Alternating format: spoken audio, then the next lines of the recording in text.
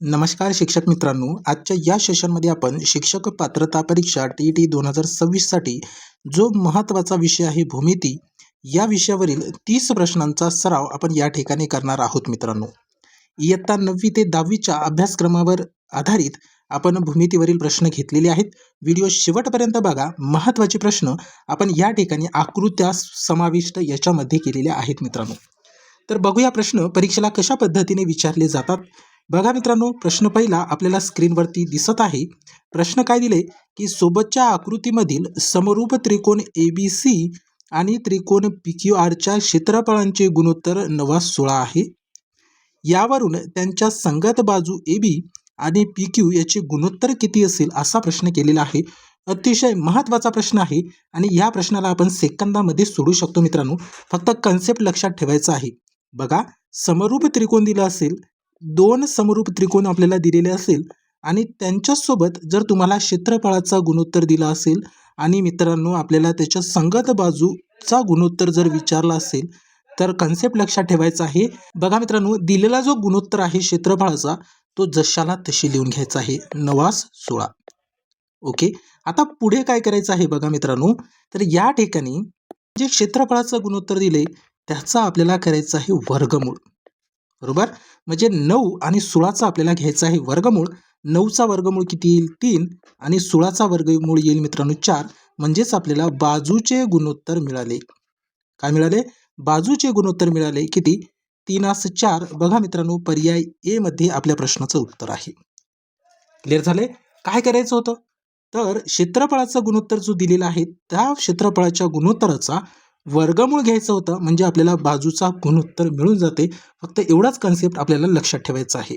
ठीक आहे, अशा पद्धतीचा प्रश्न जर तुम्हाला परीक्षेला विचारलं तर तुम्ही सेकंदामध्ये उत्तर देऊ शकता मित्रांनो. क्लिअर झाले? चला याच्यानंतर समोरचा प्रश्न बघूया. प्रश्न क्रमांक 2. बघा मित्रांनो काय दिलेला आहे. प्रश्न असा केलेला आहे की दिलेल्या काटकोन त्रिकोण ABC मध्ये कर्ण AC 25 सेमी, बाजू AB 7 सेमी आहे, तर आकृतीतील पाया BC ची लांबी किती सेंटीमीटर असेल असा प्रश्न केलाय. बघा मित्रांनो, सुरुवातीला आपल्याला दिलेला काय आहे ते आपण आकृतीवरती मांडून टाकायचं आहे. बघा, काटकोन त्रिकोण दिले आणि त्याचा कर्ण AC 25 सेंटीमीटर दिले. मग काटकोन त्रिकोणाची आकृती आपल्याला या ठिकाणी पाहायला मिळते. मग या आकृतीवरून आपल्याला कर्ण कोणता आहे, पाया कोणता आहे आणि बाजू कोणता आहे ते आपल्याला या ठिकाणी आकृतीवरून दर्शवता आलं पाहिजे मित्रांनो. ओके, मग आता या आकृतीमध्ये AC ही या काटकोन त्रिकोणाचा काय आहे तर कर्ण आहे. बरोबर, त्याच्यानंतर बाजू BC या काटकोन त्रिकोणाची काय आहे तर मित्रांनो पाया आहे. ठीक आहे, त्याच्यानंतर बाजू AB हे या काटकोन त्रिकोणाची आहे उंची. बरोबर, मग आपल्याला प्रश्नामध्ये काय दिलंय बघा, कर्ण AC किती 25 सेंटीमीटर आहे, त्याच्यानंतर बाजू AB 7 सेंटीमीटर दिले, म्हणजेच बाजू AB ही काय आहे या काटकोन त्रिकोणाची उंची आहे किती आहे 7 सेंटीमीटर. आता पुढे आपल्याला विचारले पाया BC ची लांबी, म्हणजे पाया आपल्याला काढायचा आहे मित्रांनो. हा प्रश्न आपण 2 कन्सेप्टनुसार सोडू शकतो. पहिला काय कन्सेप्ट आहे तर काटकोन त्रिकोणाचे आपल्याला या ठिकाणी बाजू किंवा कर्ण जे काही विचारलेलं आहे ते जर काढायचं असेल तर आपण पायथागोरस प्रमेयाचा वापर करतोय मित्रांनो. बरोबर, पायथागोरस या प्रमेयाचा वापर करून आपण हा प्रश्न सोडवू शकतो. बरोबर, पायथागोरस प्रमेयानुसार सोडू शकतो. मग पायथागोरसचा प्रमेय काय आहे तर कर्णाचा वर्ग बरोबर पायाचा वर्ग अधिक उंचीचा वर्ग. मग या सूत्रामध्ये किमती ठेवा, त्याच्यानंतर त्याला सोडवा. ही खूप मोठे लॉंग प्रोसेस होईल. बरोबर आहे. मग शॉर्टकट कशा पद्धतीने सोडवा तर शॉर्टकट मित्रांनो अशी पद्धत आहे, तर जर आपल्याला प्रश्नामध्ये कर्ण दिलेला असेल आणि त्यापैकी एखादी बाजू दिलेली असेल तर सरळ काय करायचं आहे मित्रांनो, कर्णाचा करायचा आहे वर्ग, म्हणजे 25चा आपण करणार वर्ग. किती येतोय 25चा वर्ग 625. या कर्णाच्या वर्गातून दिलेल्या बाजूचा वर्ग वजा करायचा आहे. मग दिलेली बाजू आहे उंची, 7चा करा वर्ग, 7चा वर्ग येईल 49, यांची करणार वजाबाकी. किती येईल मित्रांनो 625 मधून 49 जर वजा केली तर 576 आपल्याला वजाबाकी मिळतील. मग आता पुढे काय करायचं आहे तर या 576चा घ्यायचा आहे वर्गमूळ, म्हणजे आपल्याला डायरेक्ट उत्तर मिळते. 576चा वर्गमूळ 24 आहे. तर आपल्याला या ठिकाणी जी विचारलेली बाजू BC आहे तीच 24 सेंटीमीटर असणार आहे बाजू BC. बघा पर्याय ए मध्ये आपल्या प्रश्नाचं उत्तर आहे. सेकंदामध्ये सोडवू शकता तुम्ही, हाततोंडी प्रश्न सोडवू शकता मित्रांनो, पेन पण उचलायची गरज नाही. कर्ण दिलेला आहे, कर्णाचा वर्ग इथेच केला असता पण 625, बाजू दिलेली आहे 7, 625 मधून 7चा वर्ग 49 वजा केला असता, आले 576, 576चा वर्गमूळ 24 झालं. किती वेळ लागतोय? बरोबर आहे. फक्त आपल्याला त्याचा कन्सेप्ट माहीत असायला पाहिजे, तेव्हाच असे प्रश्न आपण टॅकल करू शकतो.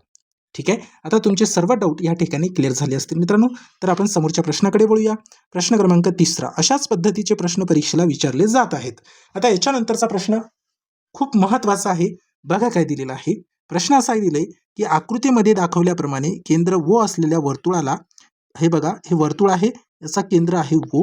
या वर्तुळाला बाहेरील P बिंदूपासून, हे बघा वर्तुळाच्या बाहेर P बिंदू आहे, PA ही स्पर्शिका काढली. PA ही या वर्तुळाची काय आहे? स्पर्शिका आहे. लक्षात ठेवा ही आहे स्पर्शिका.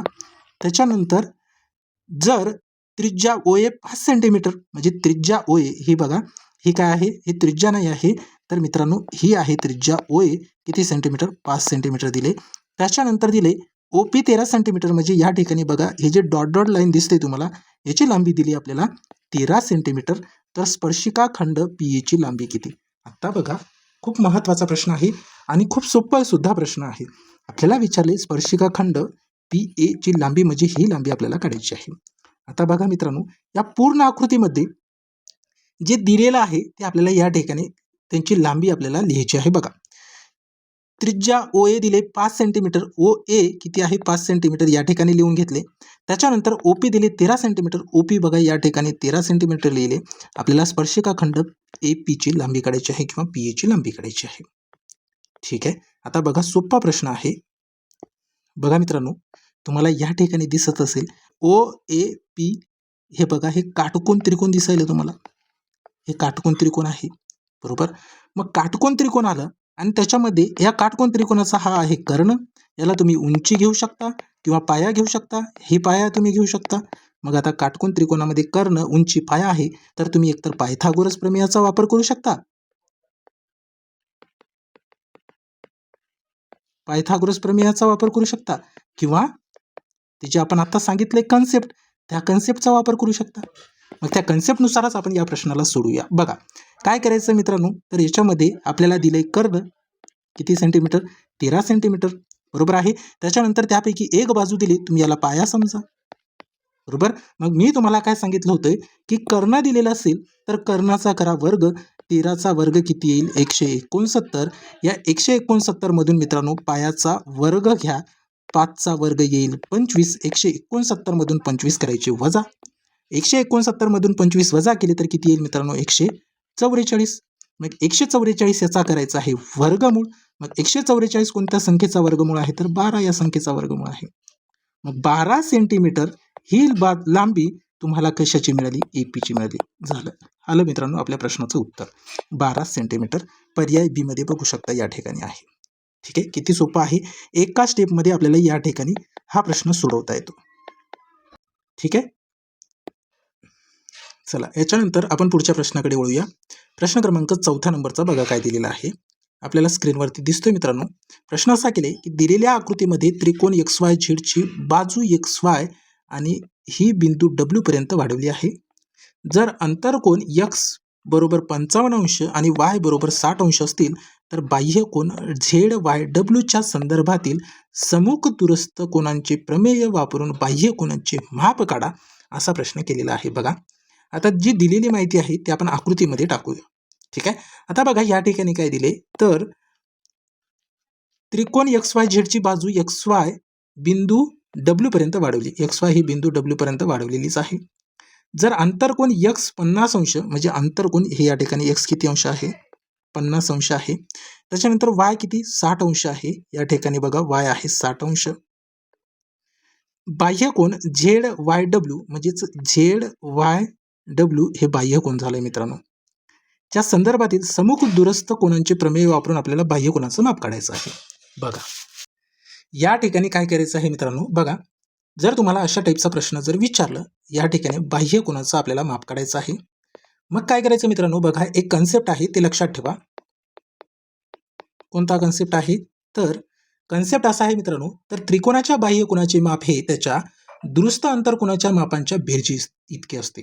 ठीक आहे, लक्षात ठेवा. त्रिकोणाच्या बाह्य कोनाचे माप हे त्याच्या दूरस्थ अंतर कोनांच्या मापांच्या बेरजी इतके असते. म्हणजेच काय मित्रांनो, दूरस्थ अंतर कोनांच्या मापाच्या बेरजी इतके असते. म्हणजेच ह्या ठिकाणी अंतर कोण दिले, पहिला 50 अंश, त्याच्यानंतर दिले दुसरा 60 अंश. या दोघांची जर बेरीज केली तर किती येते? 110 अंश.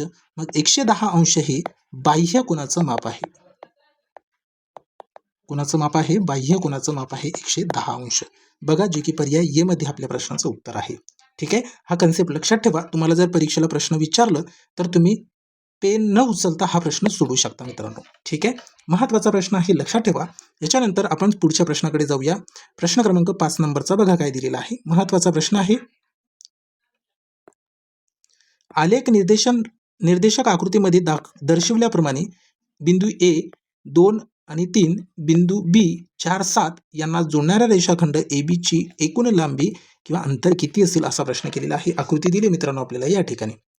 मग आता यामध्ये एक सूत्र आहे ते लक्षात ठेवा. असा प्रश्न जर परीक्षेला आला तर तो सूत्र तुम्ही कधीही विसरायचं नाही. काय आहे तर मित्रांनो, अंतराचं सूत्र आहे. अंतराचे सूत्र, या सूत्रानुसार तुम्हाला हा प्रश्न सोडवायचा आहे. ठीक आहे, भूमितीमध्ये काही प्रश्नात आपल्याला त्याच्या कन्सेप्टनुसार सोडवावा लागतो. ट्रिक्स वगैरे काही नसते मित्रांनो. ठीक आहे, मग आता या प्रश्नाला तुम्ही सोडवत असताना काय करायचं आहे, अंतराचं सूत्र आहे. मग ते सूत्राचा तुम्ही वापर करा किंवा मी दिलेली जी टेक्निक आहे ती टेक्निक सुद्धा तुम्ही वापरू शकता. मग या ठिकाणी बघा काय करायचं आहे, तर दोन आणि 3 हे आपल्याला निर्देशन दिलेलं आहे. 2 या निर्देशनाला x म्हणा आणि 3 या निर्देशकाला y म्हणा. ठीक आहे, म्हणजेच तुम्ही याला x1 y1 म्हणू शकता, कारण 2 निर्देशक आहे. त्याच्यानंतर बी पॉईंटवरती या 4 याला x2 समजायचं आहे आणि 7 याला y2 समजायचं आहे. ठीक आहे, आकृती आलेखमध्ये सुरुवातीला x पॉईंटच असतो मित्रांनो. ठीक आहे, पहिला जो निर्देशक असतो तो xच असतो. ठीक आहे, मग आता यामध्ये काय करायचं आहे, x2 मधून x1 वजा करायचं आहे. ठीक आहे, मग या ठिकाणी आपण लिहून घेऊ. कशाला काय म्हटलं होतं आपण, x1 बरोबर 2, त्याच्यानंतर x2 बरोबर किती घेतले, 4, त्याच्यानंतर y1 बरोबर किती घेतले, 3 आणि y2 किती घेतले, बरोबर 7. ठीक आहे, मग काय करायचं मित्रांनो, x2 मधून x1 वजा करायचं आहे. यांची करायची डायरेक्ट वजाबाकी. मग बघा या ठिकाणी आपण वजाबाकी करूया. x2 मधून x1 जर वजा केले तर किती येते मित्रांनो, 4 वजा 2 2 येईल. ठीक आहे, त्याच्यानंतर या 2चा करायचा वर्ग अधिक y2 वजा y1, 7 वजा 3 केले तर किती येईल, 4, 4चा करायचा वर्ग आणि नंतर त्याचा काढायचा आहे वर्गमूळ. ठीक आहे, एवढं लक्षात ठेवा. म्हणजे हे अंतराचं सूत्र आहे, काही याच्यामध्ये वेगळं काही नाही. 2चा वर्ग किती येईल मित्रांनो, 2चा वर्ग 4 अधिक 4चा वर्ग किती येईल, 16. ठीक आहे, मग आता बघा या ठिकाणी काय करायचं आहे, 4 आणि 16 यांची करू शकता तुम्ही बेरीज. ठीक आहे, 4 आणि 16 किती होईल, 20 वर्गमुळामध्ये आले. बरोबर, मग आपण या ठिकाणी बघायचं आहे. बघा पर्यायामध्ये कुठे दिसतोय का वर्गमुळात 20 नाही. मग याला सोडवावं लागेल आपल्याला. बघा मित्रांनो, 20चे आपल्याला अवयव पाडायचे आहे. ठीक आहे, मग 20चे अवयव कसे पाडणार, तर तुम्ही या ठिकाणी 4 गुणिले 5, 4 पंचे 20 असे होणार. मग अवयव असे पाडले की या 2 संख्यापैकी एका संख्येचा वर्गमूळ निघाला पाहिजे. म्हणजे 4चा वर्गमूळ निघतोय. 4चा वर्गमूळ किती येईल, 2, आणि त्याच्यानंतर हे 5 जशाला तसे वर्गमुळामध्ये राहील. मग 2 वर्गमुळामध्ये 5. बघा पर्याय ए मध्ये आपल्या प्रश्नाचं उत्तर आहे. अशा पद्धतीने काही टेक्निक आपल्याला या ठिकाणी वापरावं लागते. ठीक आहे, म्हणजे आपल्याला पर्यायापर्यंत कसे पोहोचता येईल ते आपल्याला या ठिकाणी बघावं लागते मित्रांनो. ठीक आहे, क्लिअर झाले. चला समोरच्या प्रश्नाकडे जाऊया. प्रश्न क्रमांक 6 नंबरचा बघा काय दिले. महत्वाचा प्रश्न आहे. प्रश्न असा केले की केंद्र व असलेल्या वर्तुळाची त्रिज्या 10 सेमी आहे. आकृतीमध्ये दाखवल्याप्रमाणे केंद्रातून जीवेवर टाकलेला लंब OM 6 सेमी असल्यास जीवेची म्हणजेच AB याची एकूण लांबी किती होईल, असा प्रश्न केले. सोपा प्रश्न आहे. बघा वर्तुळ दिले, त्याच्यामध्ये आपल्याला या ठिकाणी असा प्रश्न केले की वर्तुळाची त्रिज्या 10 सेंटीमीटर आहे. बघा या आकृतीवरून आपल्याला वर्तुळाची त्रिज्या काढता येईल. मग ती कशी, तर या ठिकाणी बघा OA घ्या किंवा OB घ्या. हे वर्तुळाची काय आहे, त्रिज्याच असणार आहे ना. ठीक आहे, वर्तुळाच्या केंद्रापासून तर परिघापर्यंतचं अंतर म्हणजे त्रिज्याच असते. बरोबर की नाही. मग आपण जर या ठिकाणी OA घेतलंय तर ही त्रिज्याच आहे. किती सेंटीमीटर दिले, 10 सेंटीमीटर. बघा त्रिज्या 10 सेंटीमीटर दिली. त्याच्यानंतर दाखवल्याप्रमाणे पुढे बघा मित्रांनो काय दिले, OM 6 सेंटीमीटर. ओ एम हे अंतर किती आहे 6 सेंटीमीटरचं आहे. आपल्याला मित्रांनो जीवेची लांबी म्हणजे ए बीची लांबी विचारली आहे. ही पूर्ण लांबी आपल्याला या ठिकाणी विचारलेली आहे. बरोबर, म्हणजे या ठिकाणी तुम्ही बघू शकता ए एम आणि एम बी हे काय आहे तर सारख्या मापामध्ये या ठिकाणी डिवाइड झालेले आहेत. बरोबर, म्हणजे या रेषेचा हा केंद्रस्थानी आहे, मध्यभागी आहे असं म्हणू शकता. ठीक आहे. मग मित्रांनो या ठिकाणी तुम्ही बघू शकता ओ एम ए हे काटकोन त्रिकोण तयार झाला की नाही. काटकोन त्रिकोण, मग काटकोन त्रिकोण तयार झाले म्हणजेच आपल्या डोक्यामध्ये एकच पॉईंट आला पाहिजे, ते म्हणजे पायथागोरस प्रमेयाचा किंवा आपण वापरत आहे त्या कन्सेप्टचा. एकतर पायथागोरस प्रमेय किंवा ते जे आपण वापरलेलं आहे कन्सेप्ट ते. मग मित्रांनो आपण आपल्या कन्सेप्टनुसार सोडूया, कारण सेकंदामध्ये आपल्याला उत्तर मिळतोय. मग काय आहे कन्सेप्ट, सुरुवातीला याच्यामध्ये आपल्याला ओळखता आलं पाहिजे कर्ण काय आहे. मग कर्ण आहे मित्रांनो ओ ए हे आहे कर्ण. बरोबर, मग कर्ण ओळखता आलं की आपण सरळ कर्णाचा घेतोय वर्ग, म्हणजे 10चा वर्ग किती येईल 100. मग कर्णाच्या वर्गातून दिलेल्या बाजूचा वर्ग आपण वजा करतोय. मग दिलेली बाजू आहे 6, 6चा वर्ग 36, 100 मधून आपण 36 वजा करणार, किती येते मित्रांनो 100 मधून 36 वजा केली तर 64 येईल. मग या 64चा आपण घेत असतो वर्गमूळ, किती आलंय 8. मग 8 हे अंतर आपल्याला कोठून कोठपर्यंत मिळाले या आकृतीमध्ये, तर तुम्ही बघू शकता ये एम पर्यंतचं अंतर मिळाले आपल्याला 8 सेंटीमीटर ये एम पर्यंतचं अंतर मिळाले. परंतु आपल्याला जीवेची लांबी म्हणजे ए बीची लांबी विचारली. मग ए एम आणि एम बी हे सारख्या भागामध्ये डिवाइड झाले, म्हणजे हे जर 8 सेंटीमीटर असेल तर हा पण 8 सेंटीमीटरचाच भाग असेल. बरोबर की नाही. आपल्या बघा प्रश्नामध्ये पर्यायामध्ये उत्तर दिलेलं असतो, आपण पटकन आन्सर देतो मित्रांनो, पण हे चुकतंय. कारण आपल्याला ए बीची लांबी विचारली, इथून इथपर्यंतची लांबी विचारली. बरोबर, ए बी इथून इथपर्यंतची लांबी विचारली, म्हणून आपल्याला या ठिकाणी काय करावं लागेल तर या 8ची करावं लागेल दुप्पट. किती येईल 8 दुनी 16. मग 16 सेंटीमीटर ही असेल लांबी ए बीची या ठिकाणी किंमत. ठीक आहे, किती सेंटीमीटर 16 सेंटीमीटर असणार आहे मित्रांनो. बरोबर, मग पर्याय बी मध्ये आपल्या प्रश्नाचं उत्तर आहे. ठीक आहे, लक्षात ठेवायचं आहे, महत्वाचा प्रश्न आहे. याच्यानंतर आपण समोरच्या प्रश्नाकडे वळूया. बघा मित्रांनो प्रश्न क्रमांक 7 नंबरचा काय दिलेला आहे. बघा मित्रांनो पुढचा प्रश्न, दिलेल्या आकृतीमधील वर्तुळाचा व्यास 28 सेंटीमीटर आहे. या वर्तुळाने व्यापलेले एकूण क्षेत्रफळ किती चौरस सेंटीमीटर असेल. महत्वाचा प्रश्न आहे बघा. आता यामध्ये आपल्याला काय दिले की वर्तुळाचा व्यास 28 सेंटीमीटर आहे. मग या ठिकाणी तुम्ही बघू शकता हे वर्तुळाचा व्यास आहे किती सेंटीमीटर 28 सेंटीमीटर आहे. बरोबर, मग या वर्तुळाने व्यापलेले एकूण क्षेत्रफळ आपल्याला विचारलेलं आहे किती चौरस सेंटीमीटर आहे. मग बघा मित्रांनो या ठिकाणी हे वर्तुळ आहे आणि वर्तुळाचं आपल्याला क्षेत्रफळ विचारलंय. बरोबर, मग वर्तुळाचे क्षेत्रफळ आपण कसे काढत असतो, तर वर्तुळाचे क्षेत्रफळ आपण पाय आर चा वर्ग यानुसार काढतोय. बरोबर, मग या पायची किंमत आपल्या सर्वांना माहिती आहे, पाय बरोबर 22/7 असते. बरोबर आहे पायची किंमत. ओके, मग 22/7 आपल्याला पायची किंमत मिळाली, परंतु आर माहिती आहे का, कारण आपल्याला डी दिलेला आहे, आर माहिती आहे नाही. मग व्यासावरून आपण त्रिज्या काढू शकतो. मग ते कसे, तर 28चे आपण या ठिकाणी जर अर्धे केले तर आपल्याला त्रिज्या मिळते. मग 28चे अर्धे किती 14 सेंटीमीटर हे मिळाली मित्रांनो त्रिज्या, म्हणजे आर आपल्याला या ठिकाणी मिळालेली आहे 14 सेंटीमीटर. मग आता आपल्याला या ठिकाणी सरळ याच्यामध्ये किमती ठेवणार. पायची किंमत 22/7 गुणिले आर किती काढले 14, 14चा वर्ग म्हणजे 14चा गुणाकार 2 वेळा. बरोबर, आता या ठिकाणी करणार भागाकाराची क्रिया. बघा 7ने 14ला भाग जाते, 7 1 7, 7 2 14. 22 गुणिले 2 जर केले मित्रांनो 22 2 44, त्याच्यानंतर गुणिले 14 या ठिकाणी जशाला तसे. 14 गुणिले 44 केले तर या संख्येचा गुणाकार येतोय मित्रांनो 616 चौरस सेंटीमीटर. याला आपल्या प्रश्नाचं उत्तर. ठीक आहे, काय विचारलं आपल्याला, तर त्या एकूण क्षेत्रफळ विचारले. बरोबर, म्हणजे या ठिकाणी याचं एकूण क्षेत्रफळ आपल्याला विचारलेलं आहे, या वर्तुळाचं क्षेत्रफळ विचारलंय. मग वर्तुळाचं क्षेत्रफळ काढत असताना आपण काय कन्सेप्ट वापरतो किंवा काय सूत्र वापरतो, पाय आर चा वर्ग. मग पायची किंमत सर्वांना माहिती आहे 22/7, आर आपण काढले, या ठिकाणी व्यास दिलेला आहे. मग व्यासाचेच अर्धे काय होतात त्रिज्या, म्हणजे व्यास भागिले 2 म्हणजेच काय मिळते आपल्याला आर मिळते. व्यास 28, 28चे अर्धे किती होते मित्रांनो 14. हे बघा आरच्या जागी किंमत ठेवल्या. बरोबर आहे, सोपा प्रश्न होतं, जे की पर्याय ए मध्ये आपल्या प्रश्नाचं उत्तर आहे. ठीक आहे, पर्याय ए मध्ये आपल्या प्रश्नाचं उत्तर आहे मित्रांनो, सोपा प्रश्न होतं. आपण समोरच्या प्रश्नाकडे जाऊया. व्हिडिओ कसा वाटला ते कमेंट बॉक्समध्ये कळवा. सोबतच व्हिडिओ आवडल्यास व्हिडिओला लाईक करायचा आहे मित्रांनो, आणि चॅनलवरती नवीन असाल तर चॅनलला सबस्क्राईब करायचं आहे. बघा समोरचा प्रश्न काय दिले, सोबतच्या समांतरभुज चौकोन एबीसीडी मध्ये 2 लगतच्या कोनांचे गुणोत्तर 4/5 आहे, तर आकृतीतील सर्वात मोठ्या कोनांचे माप किती अंश असेल. सोपा प्रश्न आहे बघा. या ठिकाणी आपल्याला कोणांचं गुणोत्तर दिलेलं आहे, दोन लगतच्या कोणाचं गुणोत्तर. मग लगतचे कोण तुम्ही एकतर हे दोन कोण घेऊ शकता किंवा हे दोन कोण घेऊ शकता, बरोबर. मग या ठिकाणी 4 समजा आपण याला हा कोण 4 अंश घेतलाय किंवा 4 प्रमाणामध्ये घेतलंय आणि बी घेतले 5 प्रमाणामध्ये, किंवा याला तुम्ही 5 प्रमाणामध्ये आणि याला 4 प्रमाणामध्ये अशी घेऊ शकता, बरोबर. मग आता या ठिकाणी तुम्हाला काय करायचं आहे, तर मोठ्या कोणाचं माप काढायचं आहे. बघा मित्रांनो, अशा वेळेस काय करायचं आहे, आता याच्यामध्ये एक कन्सेप्ट, तुम्ही एकतर हे लगतचे कोण घेऊ शकता किंवा हे लगतचे कोण घेऊ शकता, किंवा मित्रांनो हे बाजू किंवा हे बाजूवरचे लगतचे कोण घेऊ शकता. परंतु या ठिकाणी तुम्ही याला 4 अंश किंवा याला 5 अंश असे करू शकत नाहीत. कारण तर हे कोण समोरील कोण होईल मित्रांनो, काय होईल, समोरील कोण असणार. परंतु आपल्याला प्रश्नामध्ये दिले की लगतच्या कोणांची गुणोत्तर लगतचे कोण पाहिजे, म्हणून तुम्ही हे या ठिकाणी अशा पद्धतीने कोण घेऊ शकत नाही, एवढं लक्षात ठेवा. ठीक आहे, तुमची सर्व कन्सेप्ट या ठिकाणी क्लिअर करत आहोत, म्हणून आपल्याला हा व्हिडिओ थोडासा लेंदी वाटत असेल.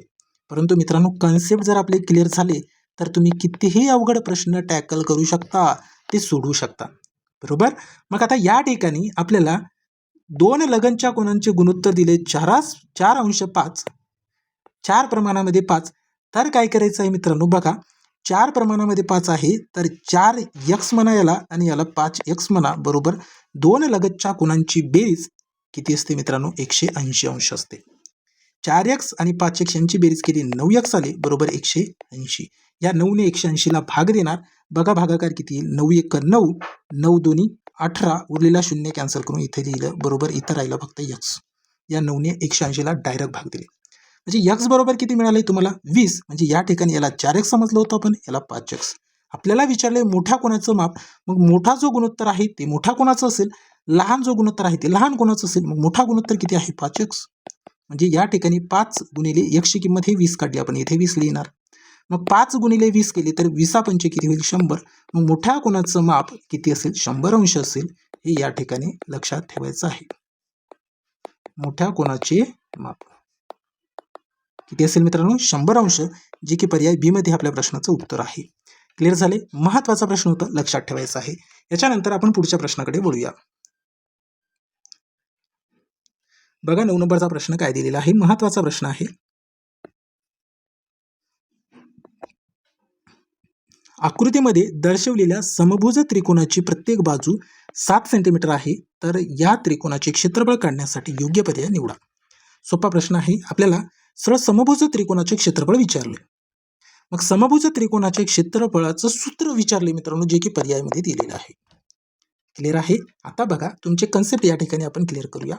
सुरुवातीला बघा मित्रांनो, समभुज त्रिकोणाचे क्षेत्रफळाचं सूत्र लक्षात ठेवा. त्याचं सूत्र आहे वर्गमुळात 3 भागिले 4 गुणिले बाजूचा वर्ग, म्हणजे ए चा वर्ग तुम्ही असे म्हणू शकता. हे आहे समभुज त्रिकोणाचे क्षेत्रफळ. समभुज त्रिकोणाचे क्षेत्रफळ काढण्याचं सूत्र आहे. ठीक आहे, एवढं लक्षात ठेवा. वर्गमुळात 3/4 गुणिले बाजूचा वर्ग म्हणजे ए चा वर्ग. ठीक आहे, आता याच्यामध्ये तुम्हाला इतर पर्याय जे दिलेले आहे ते पण लक्षात ठेवायचं आहे, बरोबर. मग बघा 1/2 पाया गुणिले उंची हे कशाचं क्षेत्रफळाचं सूत्र आहे मित्रांनो, तर काटकोन त्रिकोणाचे क्षेत्रफळ काढण्याचं सूत्र आहे. काटकोन त्रिकोणाचे क्षेत्रफळ जर काढायचं असेल तर त्याचं सूत्र आहे. त्याच्यानंतर लांबी गुणिले रुंदी हे आहे आयताचे क्षेत्रफळ काढण्याचं सूत्र आहे. ठीक आहे, त्याच्यानंतर 2 गुणिले बाजू हे आहे मित्रांनो व्यास, आपण याला असे म्हणू शकतो, 2 गुणिले बाजू व्यास. मग हे कशावरून, तर बघा या ठिकाणी कन्सेप्ट आहे, जर या ठिकाणी वर्तुळ घेतलं आपण, वर्तुळाच्या केंद्रबिंदू पासून आपण परिघापर्यंतचं अंतर, याला एक बाजू म्हणू शकतो, हे ओ आणि ए, बरोबर. याला त्रिज्या पण म्हणणार किंवा ओ ए बाजू पण म्हणणार, बरोबर आहे. मग या ठिकाणी जर आपण व्यास काढलंय, ओ ए ओ बी हे एक बाजू आहे असं म्हणू शकता वर्तुळाच्या कन्सेप्टवरून. ठीक आहे, म्हणजे याला आपण 2 गुणिले बाजू म्हणजे व्यास म्हणू शकतो. ठीक आहे, लक्षात ठेवा, महत्वाचा या ठिकाणी जे पॉईंट आहे ते आपल्याला लक्षात ठेवायचं आहे. ओके, एवढंच आहे मित्रांनो. याच्यानंतर आपण पुढच्या प्रश्नाकडे जाऊया. प्रश्न क्रमांक 10 नंबरचा बघा काय दिलेला आहे. सोबतच्या आकृतीमध्ये 2 वर्तुळे परस्परांना बाह्य स्पर्श करतात. त्यांच्या त्रिज्या अनुक्रमे 5.5 सेमी आणि 3.5 सेमी असल्यास त्यांच्या केंद्रामधील एकूण अंतर किती. अतिशय सोपा प्रश्न आहे. बघा काय करायचं आहे, तर याच्यामध्ये तुम्हाला दिलेलं आहे सोबतच्या आकृत्यामध्ये 2 वर्तुळे परस्परांना बाह्य स्पर्श करतात. हे बघा, हे आकृती आहे, या ठिकाणी हे 2 वर्तुळ आहे, या ठिकाणी हे बाह्य स्पर्श करत आहे. हे बघा, या ठिकाणी दोन्ही वर्तुळ हे बाह्य स्पर्श करत आहे. मग अंतरस्पर्श पण आपल्याला लक्षात ठेवायचं आहे. हे या ठिकाणी वर्तुळ, याला अंतरस्पर्श म्हणजे हे त्याच्या आतून जर वर्तुळ स्पर्श करत असेल तर याला अंतरस्पर्शी वर्तुळ म्हणतात. बाहेरून जर स्पर्श करत असेल तर बाह्यस्पर्शी वर्तुळ असे म्हणतात. ठीक आहे, हे पण कन्सेप्ट लक्षात ठेवा. आपल्याला या ठिकाणी दिले त्यांची त्रिज्या 5.5 सेंटीमीटर आणि 3.5 सेंटीमीटर. आता याच्यामध्ये कॉमन सेन्स आहे मित्रांनो, 5.5 सेंटीमीटर हे याची असणार आहे का त्रिज्या? असणार आहे का? नाही. कारण या ठिकाणी 5.5 हे 3.5 पेक्षा मोठा अंक आहे. मोठा अंक आहे तर मोठ्या आकृतीचा या ठिकाणी त्रिज्या असणार आहे, मोठ्या वर्तुळाची त्रिज्या असणार आहे. बरोबर की नाही? एवढं आपल्याला या ठिकाणी या अंकावरून पण लक्षात येते. बरोबर. मग 5.5 सेंटीमीटर हे मोठ्या वर्तुळाची त्रिज्या असेल. बरोबर आहे, एवढं लक्षात ठेवा. त्याच्यानंतर 3.5 सेंटीमीटर ही लहान वर्तुळाची त्रिज्या असेल. ठीक आहे. आता आपल्याला विचारले की त्या दोन केंद्रामधील अंतर किती, म्हणजे एकूण अंतर विचारले. सोपा प्रश्न आहे. सरळ या ठिकाणी काय करायचं आहे, 5.5 अधिक 3.5 यांची करणार बेरीज. 5 आणि 5 10 0 हातचा 1, 5 आणि 1 6, 6 आणि 3 9. 9.0 म्हणजे किती? 9 सेंटीमीटर. किती सेंटीमीटर? 9 सेंटीमीटर. बघा, पर्याय बी मध्ये आपल्या प्रश्नाचं उत्तर आहे. सोपा प्रश्न होतं. O1 O2 हे बघा, O1 O2 याच्यामधलं अंतर विचारलं होतं आपल्याला. सोपं आहे. ठीक आहे. चला समोरच्या प्रश्नाकडे जाऊया मित्रांनो. प्रश्न क्रमांक 11. बघा काय दिले. सोबतच्या वर्तुळाकृतीचा विचार करा. एकाच कंसात अंतर्लिखित झालेले दोन्ही कोण परस्परांशी कोणत्या संबंधात असतात, असा प्रश्न केलेला आहे. याचा एक कन्सेप्ट आहे, लक्षात ठेवा मित्रांनो. याच्यामध्ये आपल्याला विचारलं काय आहे, तर त्या दोन्ही कोणांचं परस्परांशी असलेला एक संबंध विचारलेला आहे. या ठिकाणी बघू शकता तुम्ही, हे एक त्रिकोण आहे या वर्तुळामध्ये, त्याच्यानंतर हा दुसरा त्रिकोण आहे. बरोबर आहे. याचा संबंध काय आहे बघा. वर्तुळाच्या गुणधर्मावरून, म्हणजे या ठिकाणी हे वर्तुळ आहे, या वर्तुळाच्या गुणधर्मावरून एकाच कंसात अंतर्लिखित झालेले सर्व कोण परस्परांशी एकरूप किंवा समान मापाचे असतात. मी काय म्हणत आहे, लक्षात ठेवा. वर्तुळाच्या गुणधर्मावरून, या वर्तुळाच्या गुणधर्मावरून एकाच